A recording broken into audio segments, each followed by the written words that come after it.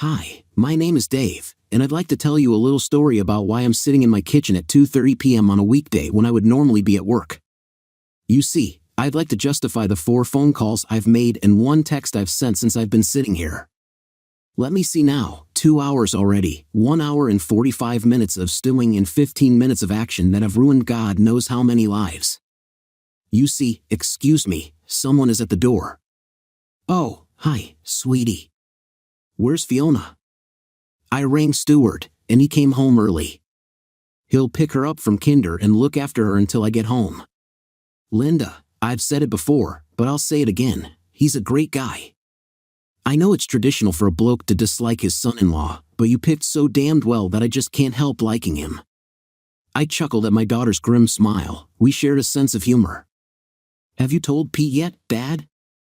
No, your brother is at sea at the moment. I'll email him later. Okay, Dad. I'm here for you, you know that. Yeah, thanks, sweetie. We lapsed into silence for a long moment. Why would she do this to you, Dad? I don't know, darling. Why didn't she say anything? I haven't actually spoken to her yet. You mean she's still? Yep. I watched as my daughter's troubled eyes flicked to the stairs leading up to the master bedroom. I just wanted to wait so she could tell us all why she did it at the same time. All? Yeah, I've invited a few more guests. They should be here shortly. What are you going to do? No more and no less than I have to so I can survive this. So you already have a plan? Yep. Doesn't it depend on a reason? The facts speak for themselves. The reason is irrelevant, but she may have been blackmailed. Believe me, if you saw what I saw and heard what I heard, you'd know she wasn't being blackmailed. Linda looked into my eyes for a moment. I thought you were taking this well, but I can see now you're not, are you? No. I turned away. No daughter should see her father cry. What would you like me to do? You do what your conscience tells you to do. I won't think better or worse about you whichever way you decide. Thanks, Dad. Do you have any idea why she would do this? I have absolutely no idea, sweetie. I thought we had a good marriage until this morning. What happened this morning? Well, your mother has always been lousy at lying and keeping secrets. It's just not in her nature. After 27 years of living together, I know her routines like my own. She showers every morning. Every Tuesday and Friday, she washes her hair.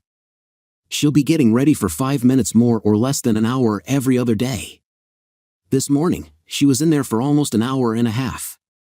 When I went in to tell her she would be late for work, I saw what underwear she had on and what she was planning to wear. It wasn't her usual office clothes. I asked her what her plans were for the day, and she said nothing unusual, just work. She was lying. Every other day she thought she would be late for work, she got kind of agitated.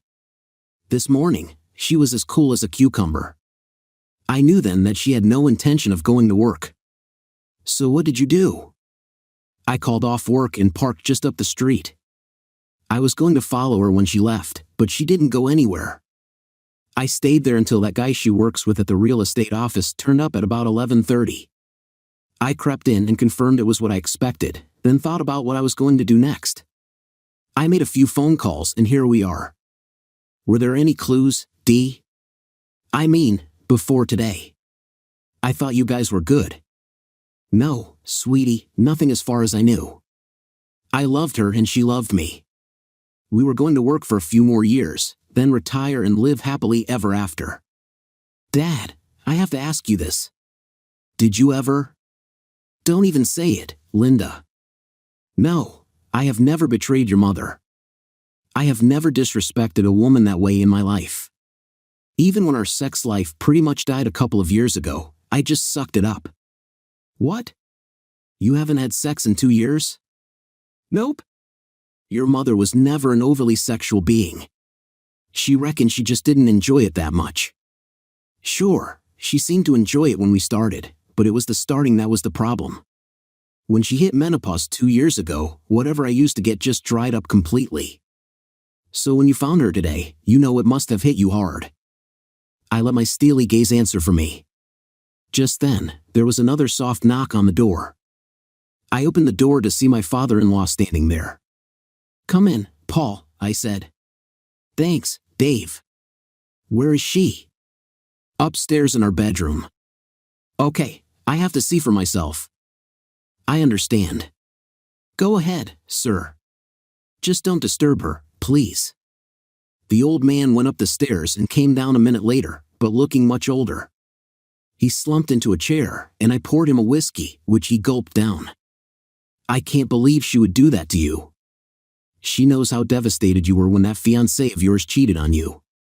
She helped pick up the pieces after all. Not only that, she knows how devastated I was when I caught her mother and she ran off, abandoning me and the kids. Sorry, I have to get out of here. I guess a woman shouldn't see her granddad cry either." I walked him to the door. Linda looked like she was going to follow us, but I waved her back. I wanted the old guy to maintain whatever pride he had left. He stood on the porch and gripped my shoulders for support. "Do what you have to do, son, but nothing physical, okay? I couldn't stand by and see that. Don't worry, Dad, I won't harm a hair on your daughter's head. But as for the other, I apologize for what I'm about to do. A guy has to do what he has to do." He stared at me for a long moment, then nodded. He shuffled to his car and drove slowly away, a broken man. I called his son, my wife's brother, and without going into detail, suggested he go see his dad to offer support. I was just hanging up when I heard the upstairs toilet flush. Ah, nap time must be over, I thought. I rejoined Linda, and we sat in silence for a few minutes. Shortly after, we heard a bed creaking and sounds of passion. "See, Linda, does that sound like blackmail to you?" "No, Dad. How can you stand to sit here? Why don't you go up and beat those assholes?" "Well, it's not easy, sweetie, but I have this ability to turn off my emotional side, kind of disassociate myself from all the feelings, you know." "Oh, is that where I get it from? So why torture yourself? Why not go upstairs and stop it? Kick the whore out." There's one more visitor to come, right on cue." There was another knock on the door. I opened it to a reasonably looking lady, a few years younger than me. Surprisingly, she had a boy and a girl with her, who looked to be in their mid to late teens. "Mr. Brown?" "Yes, please call me Dave. I'm Jenny Smith, and these are my kids, Robert and Sarah. I picked them up from school. If what you say is true, I wanted them here for no other reason than to understand that it was their father who destroyed our family." I shook hands with Robert. His grip was surprisingly firm. I introduced them all to Linda.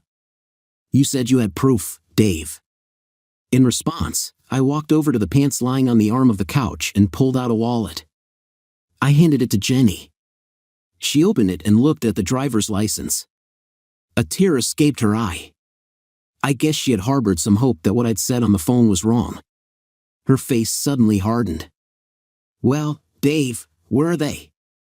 In response, I just held my finger to my lips in the international symbol for silence. We sat there, listening to the grunts and groans. "Son of a bitch, you haven't confronted them yet?" "No, I wanted us to do it as a team, as it were. I just took some video for us, which I'm happy to share with you. I also set up a voice recorder and slipped it under the bed. We can go now if you like. I suggest the children hold back until we can get the performers decent." "Yes, you're right. Just hold on a moment. I have a locksmith standing by to change the locks on my house. I was just waiting to make sure you were right before giving them the go." I'm not surprised, really. This isn't the first time. He's a smooth-talking little fool. Linda and I waited patiently while she rang the locksmith and then her lawyer, giving them both the go-ahead. We distracted her children from the noises by chatting about trivial matters. Jenny then pushed her shoulders back. "Okay, let's do this." Jenny, Linda, and I ascended the stairs while the kids waited below for our cue. After Jenny peeked through the doorway, I signaled the others to remain hidden and then stepped into the room. I stood at the foot of the bed, feeling a wave of disgust as I observed the scene. Earlier, they had been in a standard position, but now he was taking her from behind. I watched with detachment as he continued, while she expressed her satisfaction with constant moans. She had refused this position with me shortly after our wedding, saying it was degrading. Suddenly, she cried out in pleasure and collapsed onto the bed. He gave her a moment to recover, the considerate jerk, before continuing his actions with her lying still. "Stop, please, John. I'm sore. Let me take care of you another way." She hadn't done that with me since the incident with the rock that injured her ring finger. As she turned onto her back and rolled over, our eyes met. Her expression changed instantly, and she screamed. Her lover followed her gaze and saw me standing there. He began to get up, looking absurd with his exposed self. Once he was on his feet, he paused and looked up at my face, and I could tell he was starting to fear for his safety. "That's right. I'm bigger and uglier than you, and please believe me, angrier. Why don't you just get back into bed and cover up yourself and my ex-wife?" He was an obedient dog, if nothing else. Within seconds, they were lying side by side under the covers. I noted that Tracy's expression had shifted from shock to defiance. I let her speak first. Dave, I want a divorce. I've fallen in love with Joe, the guy here. I'm sorry you had to find out like this. We were going to tell you tomorrow." "It's okay, dear. By the way, I was eventually going to find out his name was John Smith, wasn't I?" I could see this shocked them. "Not the smartest move to leave your wallet in your pants pocket downstairs, Tracy. Just idle curiosity, but why did you end our marriage this way? You had to know catching you cheating would devastate me." Finally, I saw some shame on her face. "I'm sorry, David. We couldn't help falling in love." "I accept that, dear. You could have avoided putting the cart before the horse, though. You could have dealt with this prick before announcing you wanted a divorce, couldn't you?" "I'm sorry, David. I just wanted to know that Joe and I were compatible. We didn't want you to see us like this. If it helps, this was the first time." "What, a test drive of the new model? Sort of like trying him out for size?" "Don't be crude, David. I don't want to end our marriage fighting. Can't we just part as friends?" This almost got through my mental defenses.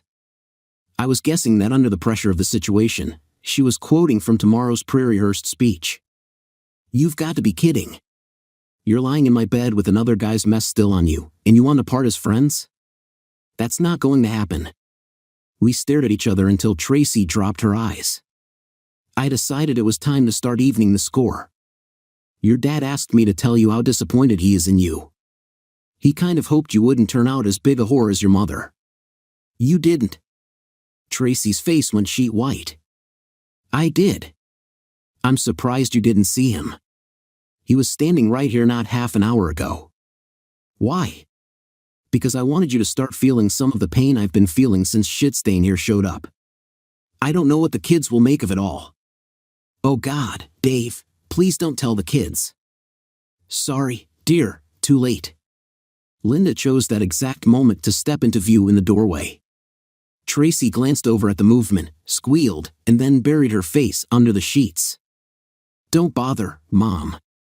It doesn't work for ostriches, and it won't work for you." Tracy just stayed under the sheets, moaning. Her bed partner looked really uncomfortable. "When Dad rang me, I gave you the benefit of the doubt. I couldn't believe you would do this to him. I can see why he rang me now. If I hadn't seen it with my own eyes, I might have urged him to forgive you, but seeing you like this, I know that's never going to happen." Silence, apart from deep, racking sobs, was the only reply. "Well, Mother, if you have nothing left to say, I'll say it all. We won't be needing you to babysit your granddaughter this weekend. In fact, if cutting you off from seeing her will keep her safe from your poisonous influence, then you can kiss goodbye to ever seeing her again." There was a pitiful moan from under the sheets. Linda was sobbing herself now. You should have seen the look on poor old Granddad's face before you devastated him. She turned to run, but I grabbed her and hugged her. She pulled away and ran downstairs. Shortly afterward, we all heard the front door slam. It was a couple of minutes before Tracy reemerged with red eyes. "Why did you have to do that, David?" "Because you haven't felt half the pain I have yet, Tracy. You haven't felt like you've had your heart ripped out and stomped on, but you will, I assure you of that. Now, I'm sick of this charade. Just get the hell out of my house, both of you. Again, the look of defiance returned to Tracy's face. If anyone is leaving this house, it's going to be you. I had the power of attorney you gave me in case anything happened to you, and I used it to transfer the deeds into my name only. I think the vehemence of her own voice even surprised Tracy. She could certainly see by my face that by revealing another of her betrayals, she had made me even angrier. She also realized that morally she was just digging her grave deeper and deeper. I recovered quickly. The strange thing is, with shocking news, it stops hurting once it reaches a certain point. I had reached that point 2 hours ago. How are you going to afford the mortgage, Tracy? You think we didn't work this out, David? With my pay and commissions, plus John's, we cover it easily. What pay is that, Tracy? Your boss, Mr. Johnson, said to tell you both you're fired. He would have told you himself, but apparently, both your phones are off. Good Christian soul that he is, he took a dim view of two married pricks like you cheating on company time. You didn't tell him, did you? Tell me you didn't. Yep, send him some lovely photographs, too. Tracy's bedmate finally found his voice. How do you know I'm married? Driver's license, remember? Phone book, telephone, easy. Wife Jenny, about 5 feet 6 inches, pretty red hair. Children Robert and Sarah look like good kids. Tell me, were you going to shaft them like this bitch was planning on shafting me? Please, Mr. Brown, don't tell my wife. Why not? Haven't you finished draining all your bank accounts yet in preparation for sailing off into the sunset with my wife? She was going to get the house. Just give me a chance to tell her gently, please. She doesn't deserve this. I still love her in my own way. She doesn't deserve to find out like this. What, doesn't deserve to find out like I did, you mean? Yes, you're right. Unfortunately, it's too late. I didn't need to turn around to know exactly when Jenny and her children stepped in the door. His face told the story. The expression was priceless. Yes, it's way too late, my darling husband. I will be eternally grateful to Mr. Brown here for bringing this to my attention. Just so you know, the video he is giving me should be enough to trigger the post-op we had drawn up last time I forgave you. Tracy's head swung to look at her bed partner. In my disassociated state, I idly wondered whether it was the fact that he was a serial cheater or the news that their financial plans were now scuppered that was affecting him the most. The lock should have been changed on my house by now. If you want to stop by in the morning to collect your things, they will be in the dumpster. I intend to hire a locksmith this afternoon. Throughout this, the unfortunate John had just looked at his own feet with an expression of horror. I found out later that it had been him who initially seduced Tracy, but the test drive had been her idea. His plan had actually been to tell his wife and family the next day as well. He looked forlornly at his wife, then glanced briefly at his kids but couldn't face them for long. Jenny was losing control but rallied briefly. Well, kids, if you ever wondered what a whore looks like, then take a good look. Tracy cringed under their combined stare. Jenny grabbed the kids and stormed out. I walked to the bed and snarled at the cowering couple. Just get out of my house. You have no idea of the rage I'm feeling right now. I'll return in 2 hours. I want you both gone when I get back. Don't even think about trying to rip me off, Tracy. If you do, then your chances of living happily ever after, no, make that living period, will plummet from very, very small to non-existent. Understand? One look at my face convinced them of the seriousness of what I intended. I ran after Jenny and caught her before she drove off. We agreed to meet at a coffee shop, which we did. We consoled each other and tried to lead the kids through the process to come. Robert proved to be mature beyond his years and helped comfort his sobbing sister. I really wish her father was here to see his daughter's pain. I gave Jenny my card and offered to help her with anything I could. We parted as friends. The next week was very hard. Yes, I can turn off my emotions in a crisis, however, that doesn't stop the pain, it only defers it. Sure, I was busy with work and lawyers. They were very interested in my evidence, particularly the voice recorder I retrieved from under the bed. It had picked up fairly clear conversations where the two lovers detailed the extent of their planning to snatch the majority of the marital assets of the two households. Tracy was justifying it as her right and because of my earning capacity. The assumption in divorces is usually an equal split, but my lawyer informed me that judges have the capacity to deviate from this, and evidence of pre-planned skullduggery often sways them that way. Linda insisted on hearing the recordings as well. We were both stunned by her mother's planned vindictiveness. Linda actually rang her mother for an explanation but got nothing to convince her that it wasn't just pure evil. I put on a brave face for Linda and a brave voice for my son when he called, but I was struggling. The weekend after the show, I got a very welcome call from Jenny. She was very happy to mow her own lawn but had no idea how the mower worked. After some lessons on Sunday and doing some other small maintenance jobs, I was invited to stay for dinner. We were still chatting when the kids went to bed. Then things turned serious. "How are you doing, Jenny?" "About as well as could be expected, Dave. Thanks for asking. I think I've been mentally preparing myself for this for years. Deep down, I knew it would happen again. My lawyers have discovered what he had planned for our finances and blocked it all. I couldn't believe the little prick was going to leave us practically penniless. The lawyers are telling me that I'll get the house, child support, and alimony, plus 90% of the assets, thanks to your evidence and the post-nup. Happy to be of service, Jen." My lawyer said something similar, but with only 50 to 70% of the assets. He came around 2 days ago begging. I think his lawyers told him the same things mine did, and the idea of being financially screwed terrifies him. I told him to piss off. The only thing that worries me is the effect on the kids. Sarah is at an age where she can develop fine without a father, but I'm worried about Rob. I know, Jen, at his age, a boy needs a good, strong male role model. I've been thinking about that. Can I volunteer for the job? I'd be honored to come into his life and help where I can." Jenny was silent for a long moment. I could see the conflict in her face. I know your ego must be a little fragile at the moment, Dave, so I don't quite know how." "Don't worry about it, Jen. Support for Rob is all I'm offering at the moment." I could see the relief flutter across her face. We discussed details for a while. "How about you, Dave? Are you okay?"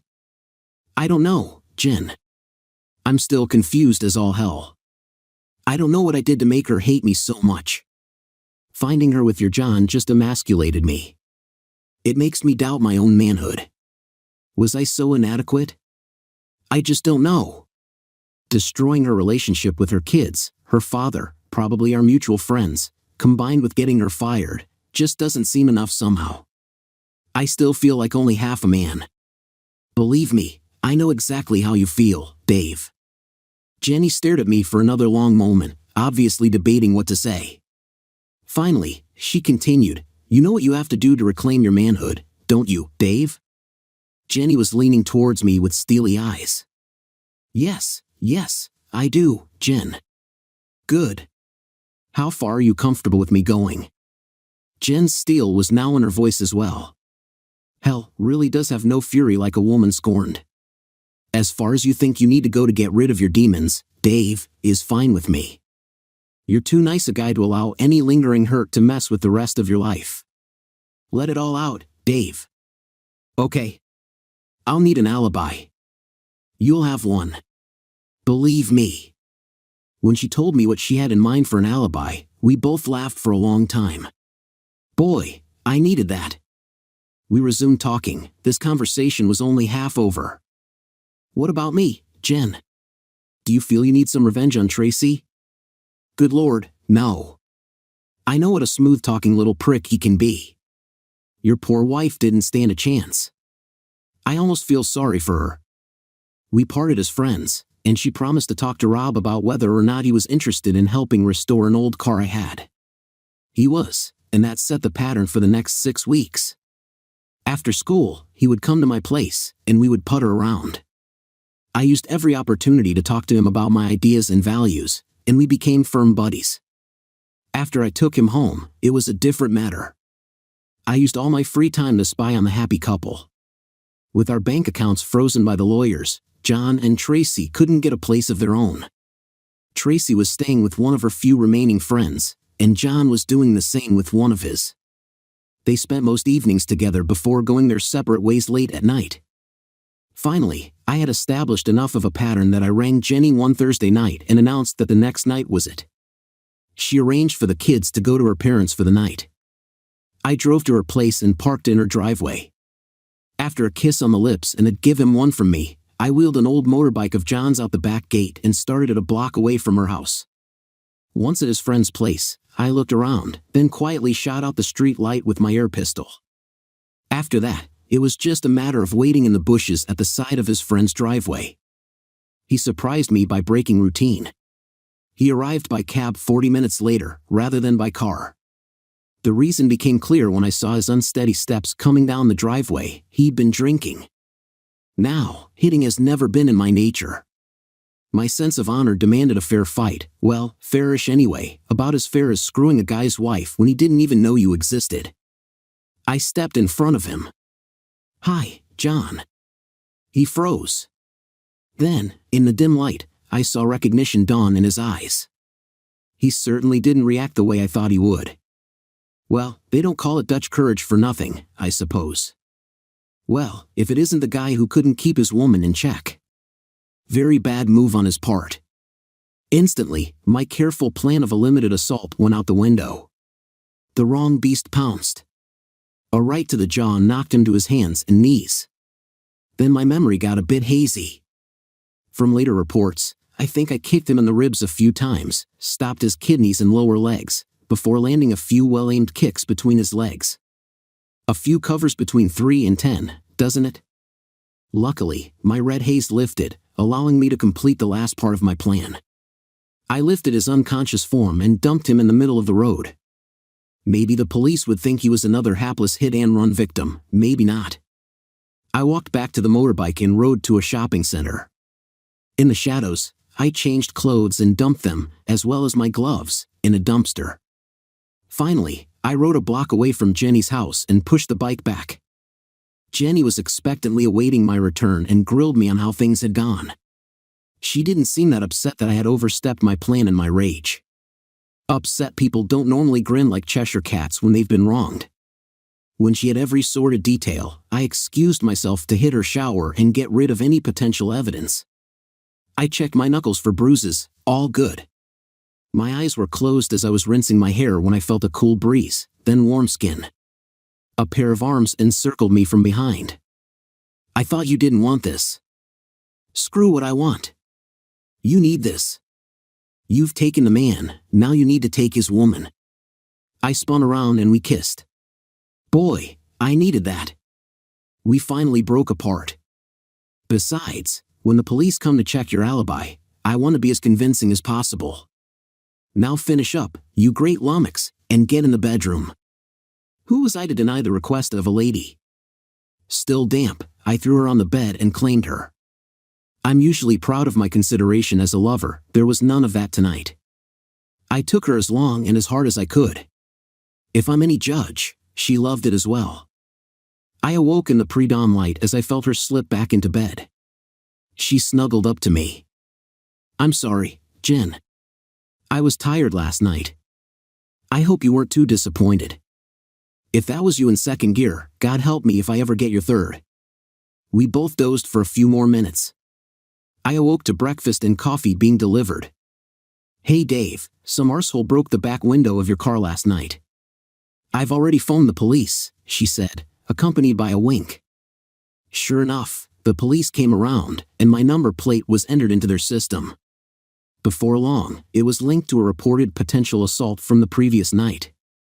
It was convenient that my alibi and I were together in a house reeking of sex. The nosy neighbor backed up our story of my car being parked there at the time of the assault, as it had been once a week for the last few months. She wasn't to know that I wasn't in the spare room as usual. I was never a serious suspect. I did see Tracy one more time about a week after her lover's bad night. She rang to say she was coming over to get the rest of her stuff. When I explained that it had all been donated to charity, she said she wanted to talk anyway. When I heard her car pull up, I looked out the window to see Tracy standing next to her car on the phone. I answered the door in my dressing gown. When she finally knocked, she frowned at my choice of apparel, but I made sure my face betrayed nothing as I invited her in. I asked her to hand over her phone and handbag, then put them in the spare room and closed the door. She was smart enough to guess that I suspected she might try to record this conversation. With what she was wearing, she couldn't be concealing a recording device in her clothes. We settled into chairs on either side of the kitchen table. "Dave, you should know that I've arranged with a friend that if I don't call within 60 minutes, she'll send the police here." I nodded at her wise precaution but remained silent. I had only one thing to say to her, and it could wait. "Dave, could I just say how sorry I am for how our marriage ended?" "Save your breath, Tracy. I'm not the slightest bit interested in sitting here listening to you trying to appease your conscience by justifying why you tried to destroy me." The expression on her face was priceless. It was like she was thinking, who is this guy? "Okay, Dave, it was you who beat up John, wasn't it?" "Yes." That caught her completely off guard. She obviously expected me to deny it. "What's so hard to understand, Tracy? You asked me if I'd beaten him up. I said yes, it was me. But why? He'd never done anything to you. Come on, Tracy. Extramarital sex can't have rotted your brain that quickly. When I saw you spreading your legs for him, it completely emasculated me. It destroyed my confidence as a man, made me doubt my ability to satisfy a woman, and robbed me of my pride." She was shocked. I'm guessing she'd never considered this aspect of what she'd done. That's what cheating does, you know. After a while, I realized I had two choices. I could end up a sad, lonely old man like your dad, a sexless, vacant hulk, or I could fight my way out of the corner that you and your lover pushed me into. Does it really surprise you that I chose the man's option, the only option that would allow me to remain a man? Yes, I destroyed your boyfriend. And if I feel it's necessary to hold my head up high, then I'll do it again and again. You forced the showdown, Tracy. There can only be one survivor. To stop you and him from destroying me, I have to destroy you both." The words were said with such quiet, chilling certainty that they left no room for doubt. But I hope that by completely isolating me from friends and family and getting me fired, you were done with me. John and I just fell in love, Dave. We couldn't help it. You can remember being in love, can't you? Yes, Tracy, I can remember back 8 weeks. As I said that day, maybe it wasn't your choice to fall in love, but it was your choice what you did about it. If you'd just come to me and said, "Dave, I've fallen in love with someone else. I want a divorce," then I would have been sad but would have gladly given you your freedom or fought to regain your love, whichever I chose at the time. By announcing your intentions the way you did, viciously and cruelly, you declared war on me, betrayed everything I stand for and everything I thought you stood for. What about now, Dave? Can you leave John and me in peace now that you've had your revenge? Yes, I think I can, if only because I can't think of anything else to destroy. Thank you, Dave. Don't get excited, Tracy. I'm not the one you should be worried about. Huh? No. I've had my revenge on Johnny Boy. His wife hasn't started on you yet. If I were you, I'd look out for her. She's one mean lady, I can tell you. At that moment, a disembodied female voice floated down the stairs from the master bedroom. Are you coming back to bed, Dave? You promised me 6 orgasms a day, and you're under budget. Who is that? I asked. Jenny, she yelled, running towards me with a warning not to go to the police again. I climbed the stairs to find a fully clothed Jenny. She held me until the tremors ceased. As for Tracy, she took off to places far away, and I never tried to find or contact her again. Like I said, Dave's the name and I feel great. I've read somewhere that some people who get revenge on someone who has wronged them find it a hollow experience. For me, it's the most effective cure for depression I've ever heard about. Screw it, time to stop dwelling on the past. It's too negative. My new life awaits. Jenny and I never became an item. We did use each other to relieve our frustrations fairly regularly, but there was never the necessary spark to go to the next stage. We were good friends, though, and looked out for each other. Under our combined guidance, Rob and Sarah turned out well. I backed off when potential boyfriends were around her and stayed out of her bed until their relationship ended. One or two of them were a little intimidated by me, as I told them that if they hurt her in any way, they would have me to answer to. Before the last one proposed to her, he actually asked my permission. He was a great guy, and I happily blessed their union. The wedding was very emotional. With her father gone, she asked me to walk her down the aisle. It was at the wedding that she introduced me to an old friend of hers who had flown in with her. With my self-administered therapy complete, I was well balanced enough to consider asking Jenny to give me away at my wedding. Well, why not? Without the payback I exacted on the two cheaters, would I have recovered enough to lead a normal life? Hell no. Now, let's look at the story from Tracy's side. Hello, I'm Tracy, and my life has gone to hell in a handbasket in the last 2 years. I think I can justify what I did back then. It's going to take some time to justify what I did last week, though. Sorry, I'll explain. Looking back on it, my life with Dave was good, however, it had gone stale. The only thrill I had left was my first granddaughter. So when John started to show an interest in me as a woman, I felt like a teenager again. He was attentive and caring, and what can I say? He swept me off my feet. I knew what we had was wrong deep down, but it just felt so damn good. Our relationship followed the normal pattern of conversations, dates, and making out. I can't remember guilt ever being an issue. By the time we crossed the line and kissed, I already knew that I loved him and he loved me. We planned to leave our respective spouses and marry. A friend of mine, Carol, had been through a messy divorce and explained that her ex had taken control of all the assets at the outset and made it very difficult for her even to engage a lawyer. That's why John and I quietly seized control of everything. I didn't know how his wife would react, but I was fairly sure that my Dave wouldn't be happy. We'd often talked about what constituted cheating, and I realized I was going to be well over the line already before John and I made our announcement. I fully intended to give Dave whatever the courts demanded after the divorce.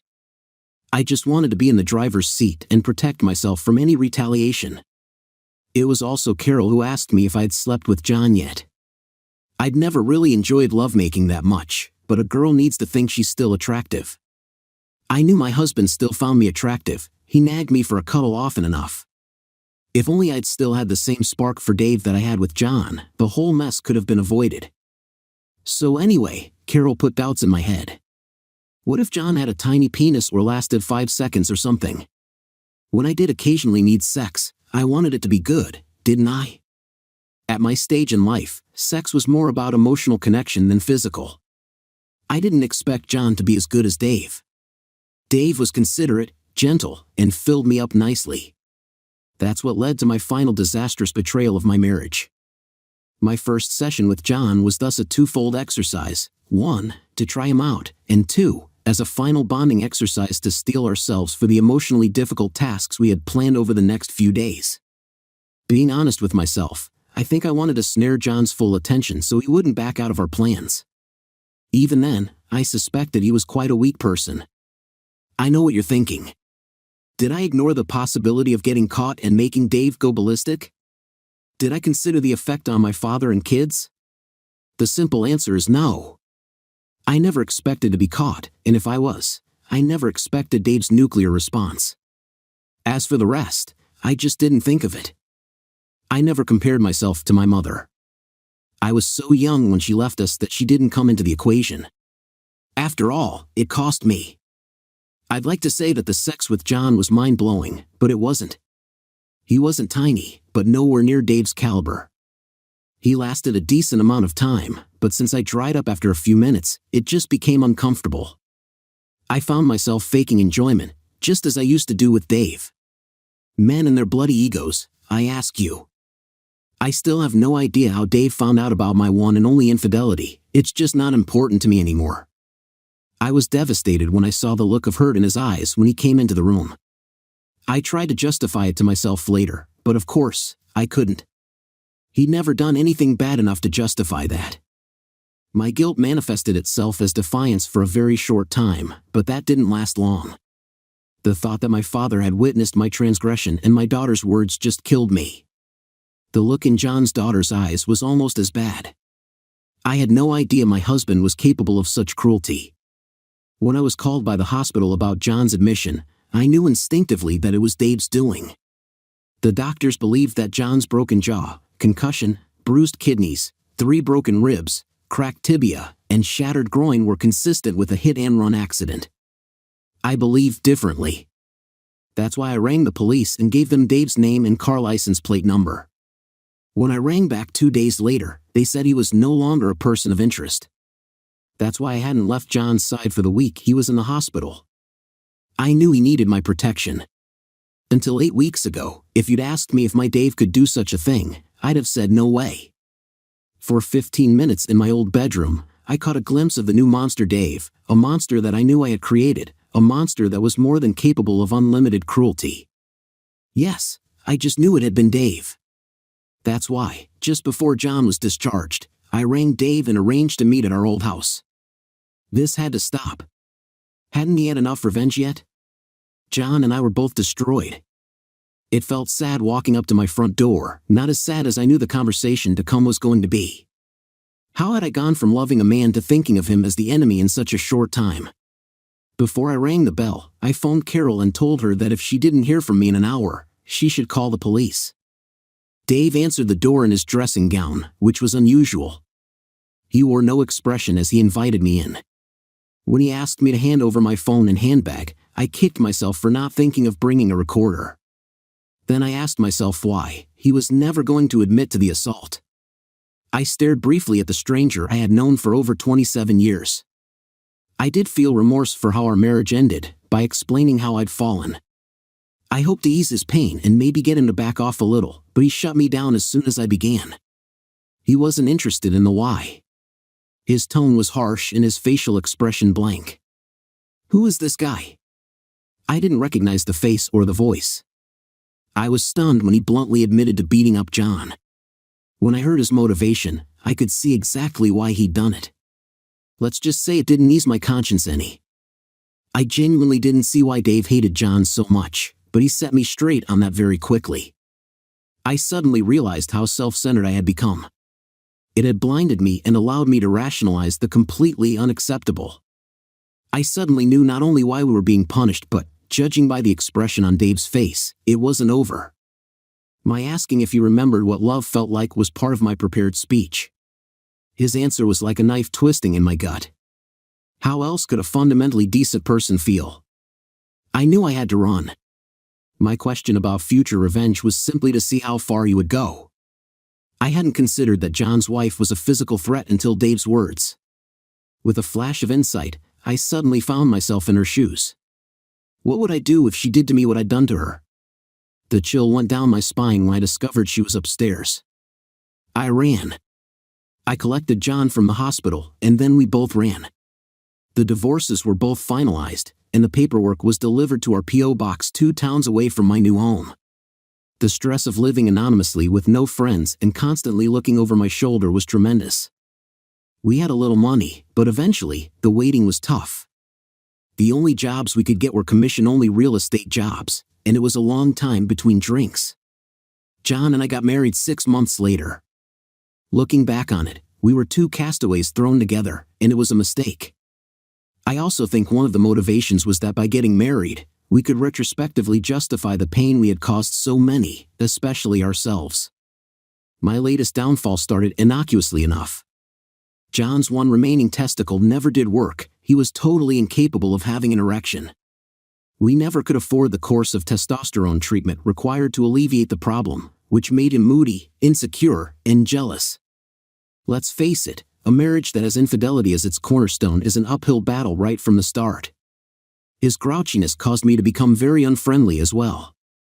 A friend of mine recommended HRT therapy as it had fixed her similar condition. I balked at the probable cost, but she explained that since every second woman over 45 was on it, it was much cheaper than testosterone therapy. One doctor's visit later, and as if by a miracle, life returned to a happy normal. My doctor had warned me that one of the side effects of estrogen tablets was a resurgence of my libido. He said it with a smirk, like it was a good thing. However, when it happens to the wife of a man with erectile dysfunction, it is very destructive. I found myself hornier than I had been since 5 years into my marriage to Dave. John refused my pleas. Oral sex and masturbation can only get you by so much. I learned quickly to hide my vibrators from John, as they set him off something shocking. When the guy at my new work started showing an interest in me, I couldn't help but respond. He was much younger than me, and it was very flattering. Hiding our dates was extremely stressful. John was much harder to fool than Dave had been. The first time we kissed was like an electric shock, not from the thrill of it, but because of the strong déjà vu experience it elicited. I refused to go through that again. I refused to cheat. I thought long and hard, but finally came up with a solution. It was less than ideal, but John had to respect my drives, didn't he? So, I sat John down last Thursday night and, as gently as possible, told him that I wouldn't be home Friday night. I needed to take a lover. I promised I would be discreet, that it was only sex, and that I would never rub his nose in it. I took his silence Thursday night and Friday morning as reluctant acquiescence. After buying me dinner and a disappointingly short sex session, my new lover fell asleep in embarrassment. I went home to John in the trailer, but he wasn't there. The wail of sirens alerted me to the fact that Dawn had revealed him swinging from a tree. I'd done it again, destroyed a man. I braced for the payback I knew he had organized. I was surprised to find it only consisted of a suicide note and a letter to his attorney. The suicide note was emailed to all our friends, who dumped me quicker than an airplane toilet. The letter to his attorney was to change the beneficiaries of his life insurance policy and his will from me to his children. When will I ever learn? Never mess with a man's pride. Story 2. Luciano Rossetti and I have been married to Lily for 15 years. We are the proud parents of 2 preteen daughters who still have a lot of love for their daddy. I consider myself an alpha male, someone who stands up for himself and doesn't tolerate any nonsense, but I also treat my wife with the utmost care because I know she's a special treasure in our relationship. I support her taking charge and feeling empowered up to a certain point. My genetic inheritance from my dad has left me standing tall at 6 feet 6 inches, weighing 265 pounds of muscle. I have a commanding presence, but in reality, I'm a gentle giant unless provoked. Lily has witnessed this side of me a few times when we've been out and she's been approached by some tough characters. Lily is a head-turner with ample curves, long attractive legs, a slim waist, and a lovely face. Guys can't help but stare and flirt with her, which understandably gets under my skin. One of my shortcomings is my tendency toward jealousy, and once it flares up, it's not easy to control. I've worked on taming my anger over the years, but I haven't fully mastered it yet. Moving on, Lily has seen my jealous outburst twice in our 15 years together, and she's well aware of what I'm capable of. On 2 separate occasions while we were out, some obnoxious guys persisted in trying to get her to dance after she had already declined, explaining she was with me. Both times, they brushed aside her refusal and forcibly pulled her out of her seat right in front of me. I guess they assumed that since they were tough-looking guys, I would just sit there and allow them to take my wife. They made a colossal mistake. The first instance this occurred was when we were out enjoying a casual conversation about our daughters and having a good time. I was taken aback when this guy had the audacity to grab her hand and pull her out of the seating area without a moment's delay. I left my seat and positioned myself between him and my wife before he even set foot on the dance floor. In a swift move, I dislocated his shoulder and guided him back into our booth, where he writhed in pain. Lily and I then swiftly left the scene. Like I mentioned, I don't tolerate disrespect from anyone, and my main challenge is dealing with jealousy. This situation raises a question. Since she knows my nature, why would she allow this to happen? Caught on date night, even with my suspicions, my feelings for her hadn't wavered. Several unusual things were unfolding that hadn't been present during our 15 years of marriage, triggering my intuition. Her outfits and appearance underwent significant changes when the new boss took over at the office. Our intimate life suddenly took a positive turn, with her now taking the initiative, a behavior she hadn't exhibited before. There was a surge in late-night text messages and more frequent late-work meetings. Naturally, she had plausible explanations for everything, but my innate jealousy wasn't put at ease. For some reason, I instructed the PI firm not to share any information with me until they had completed their investigation. I hoped that I was just being an overly suspicious husband, and I didn't want things to change between us. After 3 months of investigation, I received a folder containing the news I had been dreading. I reviewed the video, audio, and photos, and then I informed my attorney, Mac, to proceed with the divorce papers and have them ready for me by Wednesday afternoon. My plan was to surprise them on their Thursday night date while they believed I was out of town. I had something special in mind for the couple. It still surprised me how she could have thought she'd get away with this. Lily knows me better than anyone. She's aware of my intuition, determination, and how unforgiving I can be. She's witnessed my ruthlessness when I took over the company and decisively dealt with competitors. I now have controlling interest in a sizable trucking company. I've earned respect from truckers and teamsters, treating them fairly, and I know they would support me if I ever needed them. I've given Lily everything and always treated her exceptionally well, as if she were royalty, and she's fully aware of it. She praises me to her friends and family, sharing how wonderful I am and how I shower her with care. Despite all this, a question keeps echoing in my mind, especially during these last few hours. Why? Why would she risk everything she has for a fleeting affair? Why would she jeopardize our relationship for a fling with her boss? Why, indeed, is the most troubling question for me. Lily had always excelled as both a devoted mother and a loving wife, which is why this situation was particularly difficult to grasp. Our intimate life was active and fulfilling, though evidently not fulfilling enough. She managed the household responsibilities while also holding a full-time position as an executive assistant at a local tech company. It's something I never would have imagined that she would engage in an extramarital affair. Date night, Thursday. I had everything organized. One of my contacts who helps me out would be with me to hand over the folder when the time was right. I arrived early and tipped the hostess generously, requesting a more private table for them. My clever wife was under the impression that I was away on a trip. On the audio recording, I overheard her telling her boss that she was available Thursday night if he still wanted to meet up. Naturally, this guy eagerly agreed and offered to plan everything. The private investigator agency had equipped me with software to install on Lily's phone, allowing me to obtain copies of her text messages and emails.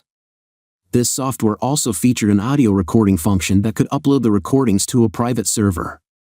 On a Monday, I received a copy of the text he had sent to Lily, which detailed the time he'd pick her up, the restaurant for their reservations, and the directive for her to dress provocatively for him.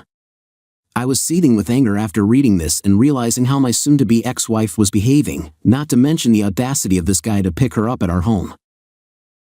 My plan was relatively straightforward.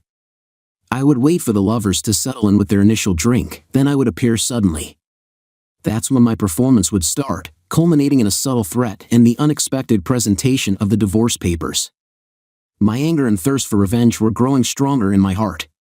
I knew Lily wouldn't desire a divorce because she truly loved me and our children. However, I was fully aware that what I was about to do would devastate her and alter her life forever. But at that moment, I didn't care. All I wanted was for her to experience some of the pain she had inflicted on me. Some might argue for forgiveness and letting go, especially for the sake of the children in our 15-year marriage. But did I mention that I'm a somewhat immature, jealous alpha male? There was no way I was going to tolerate another man being with my wife, only to keep her as my devoted partner. As much as I loved her and as much as it hurt, I knew I could never view or touch her in the same way again. I had both surveillance and support on standby, ready to inform me at the right moment.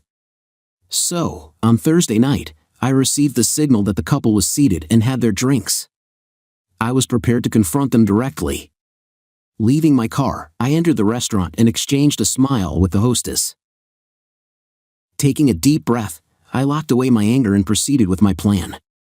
The couple was seated at their table, and it was painful to see my beautiful wife wearing a provocative cocktail dress, highlighting her ample cleavage. This really angered me, especially because she had never dressed that way for me. I was puzzled and frustrated by this behavior. Why would she do this to me? It made no sense and was driving me crazy. It seemed she wanted to look appealing to her boyfriend for the night, which only fueled my anger. Approaching them from an angle, I moved to their table without them noticing as they were absorbed in each other romantically, quite a sweet scene.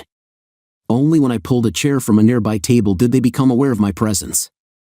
The look on Lily's face was indescribable, a mix of surprise, fear, and guilt that I had never seen before.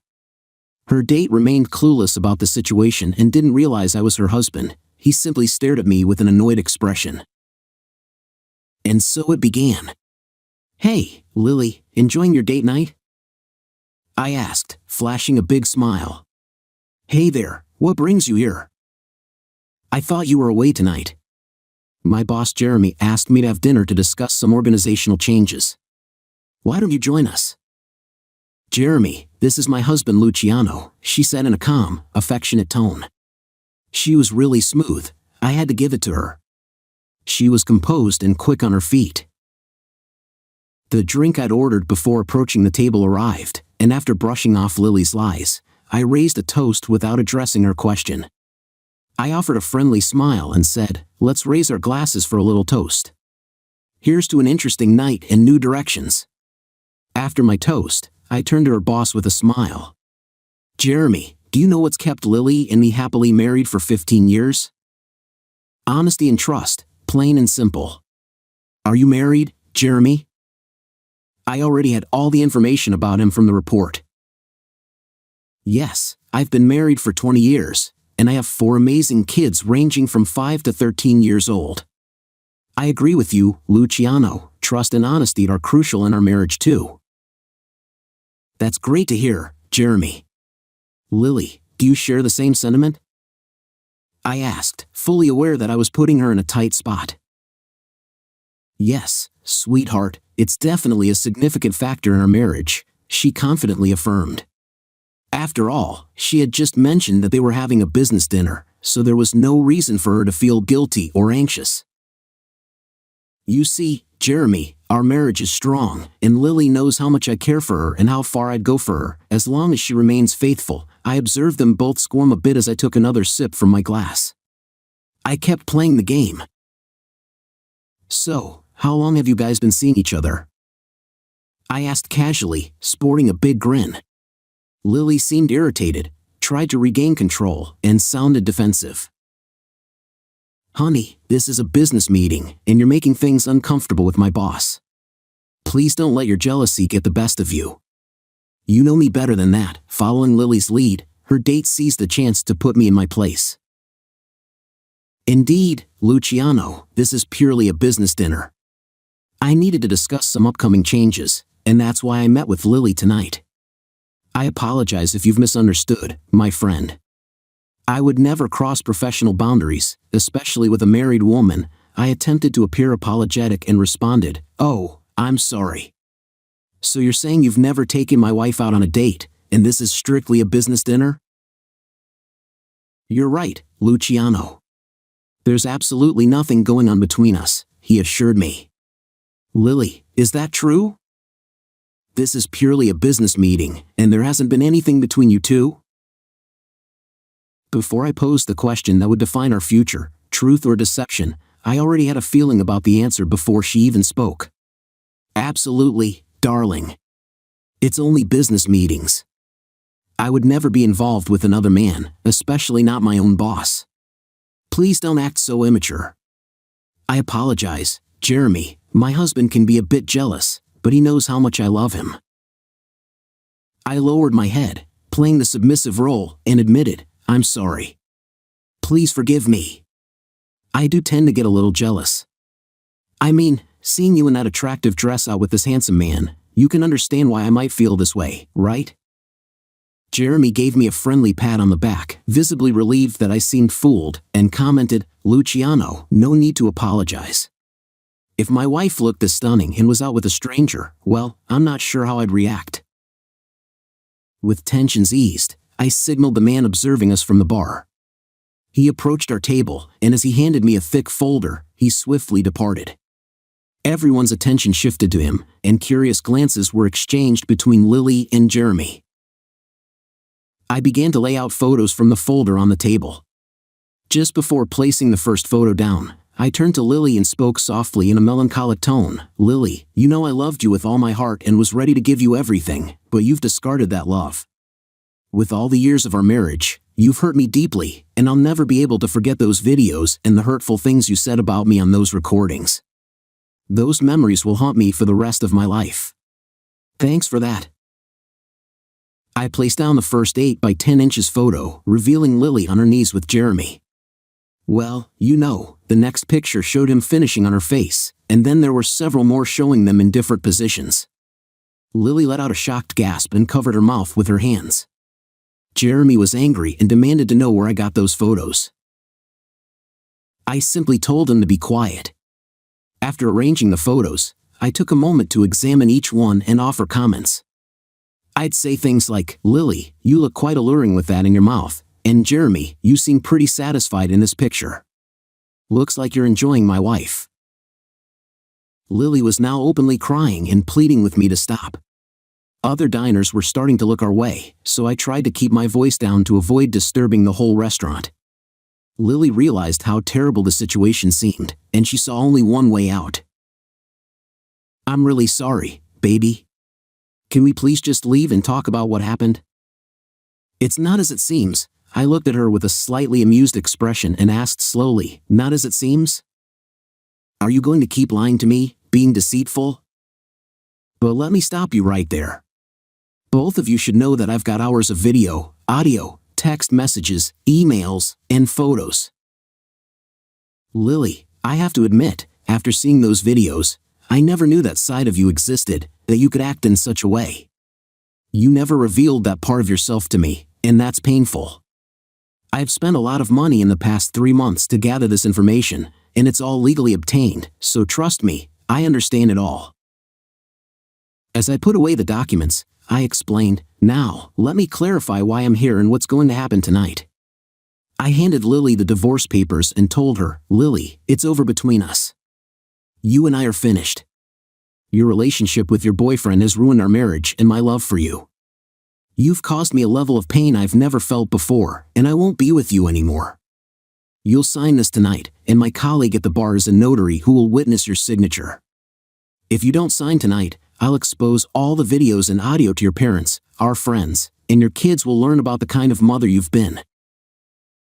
I've been fair in this divorce, but the girls will stay with me. There's no way my daughters will live with a cheating, disrespectful person like you, Jeremy, my buddy. I'd strongly recommend you get your girlfriend here to sign this before I walk out that door, otherwise, I'll make sure to hand over all the evidence to your wife and the higher-ups at your workplace. By the time I'm done, your job will be gone, and I'll be persuading your wife, Sarah, to give you the boot and make sure you're financially ruined for a good while. I really don't want to go down that path, so just work on getting her to sign those divorce papers. After that, you can have my soon-to-be ex-wife. I want nothing to do with this woman ever again." My words hit her hard. The idea of losing her daughters was another blow she couldn't bear. Tears streamed down her face, and her boyfriend appeared panicked. Lily pleaded with me to stop and reconsider. She offered the usual lines, the typical excuses, "It's not what it looks like. Let me explain. I'll make it right. It was just a mistake. Please forgive me, blah, blah, blah." She ended by saying, "Luciano, I love you, and I don't want this. Please give me one more chance." Ignoring her plea, I got up and announced, "I'm heading to the restroom, and when I return, those papers better be signed. If they're not, I promise you won't even grasp the level of chaos I'll unleash into your lives." I left Lily in tears and her lover in shock. He knew Jeremy would do whatever it took to get her to sign those papers and save his own skin. During my absence, Jeremy acted swiftly. He understood that he couldn't afford to let his wife and his job see those videos, and he was determined to do whatever it took to avoid that scenario. He needed to persuade Lily to put her signature on the divorce papers, and he spoke up. "Lily, just sign them for now. Then ask him to hold on to them for a week. That'll give you a chance to talk and convince him of your love. Promise to go to therapy, do whatever it takes, but make him wait a week. Tell him it's the least he can do after 15 years of marriage. For one mistake, it's our best shot right now. I can tell he's serious, and if he has those videos and audio recordings, we're both in trouble. I don't want a divorce, she cried out. Believe me, if you get him to wait, I'm confident you can salvage your marriage. Think about our kids. You wouldn't want to lose them, right? Tears welled up again. After a few moments, Luciano returned to the table. So, have you put your signature on those papers yet? With the most sorrowful expression I'd ever witnessed, she locked eyes with me and said, Honey, I'll do whatever you want, including signing these papers. But could you please give me a week before you make any final decisions? Could you let me come back home with you and grant me that time? After 15 years together, can I have 1 week to be with our daughters and talk? Can you please give me that chance? I remained quiet, gazing into her eyes for a while, contemplating her plea. Ultimately, I relented and responded, despite the fact that you deserve my anger for what you've done and how you've shattered our marriage for this jerk, I'll grant you that. You can come back home, and I'll give you 1 week before I hand the paperwork over to my lawyer. You'll stay in one of the guest bedrooms. I don't want you near my bed during this time. Now go ahead and sign them so I can get out of here. She put her signature on the papers, and I placed them into the folder. I stood up, ready to leave. Before I walked away, I took her hand in mine, and she smiled momentarily until she realized I was taking off her wedding rings. I tucked them into my pocket and then removed the ring I had worn for our 15-year marriage.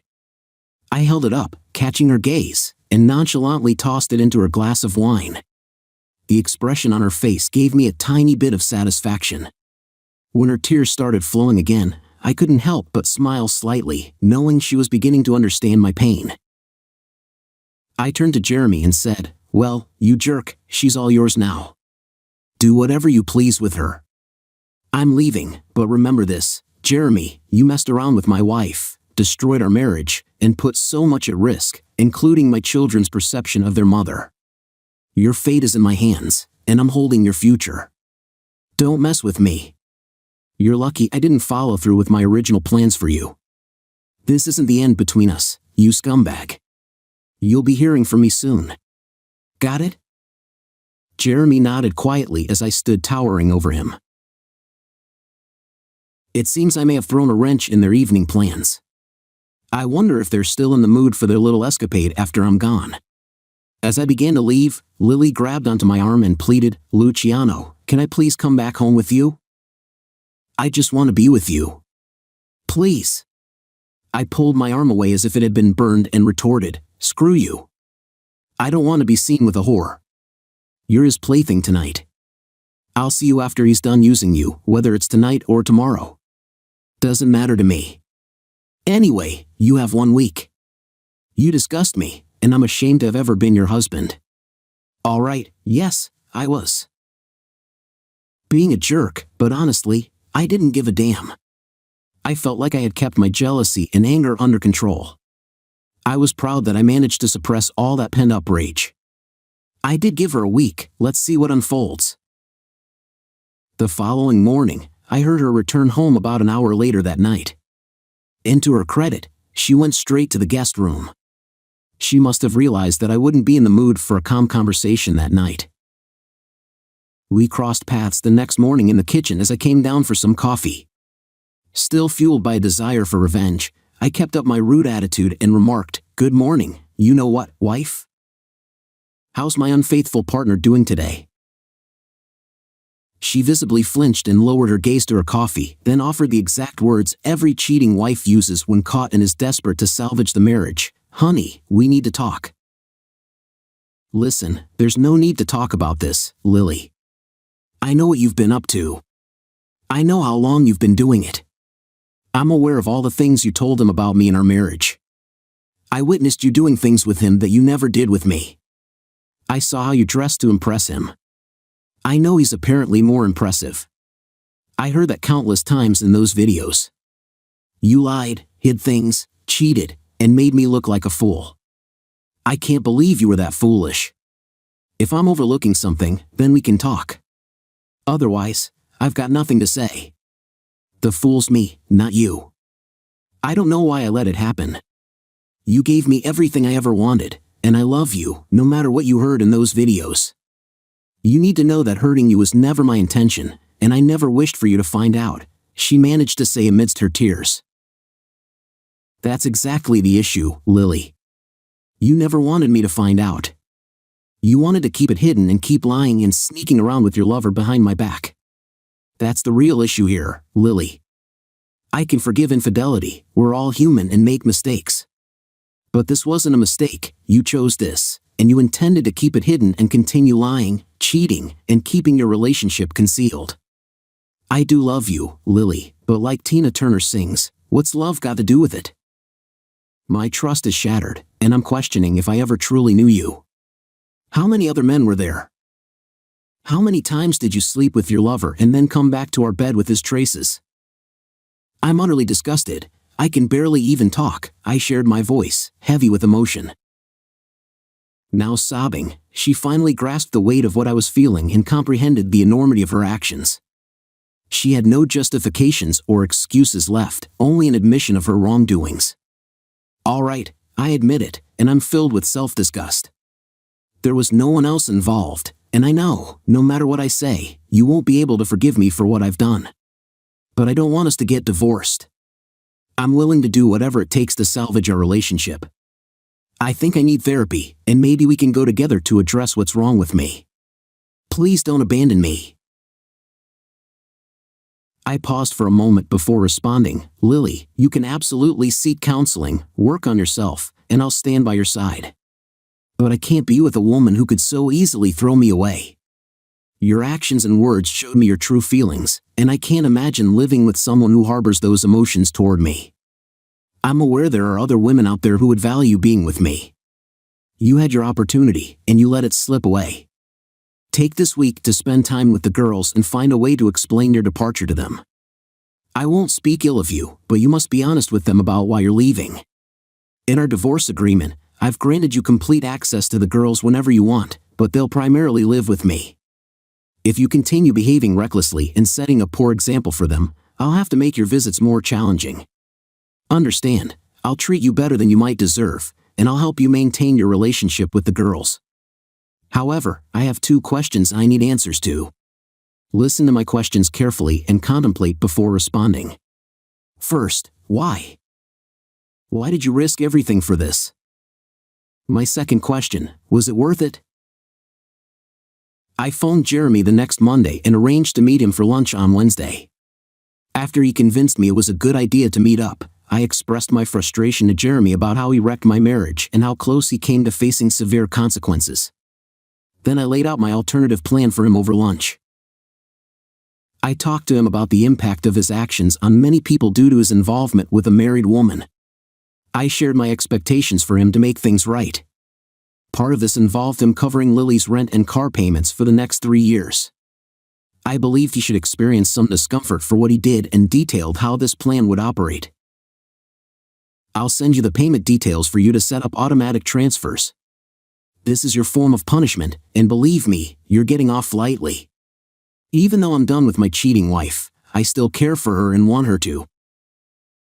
I will look after Lily since you're the reason for all of this. You will comply with my terms.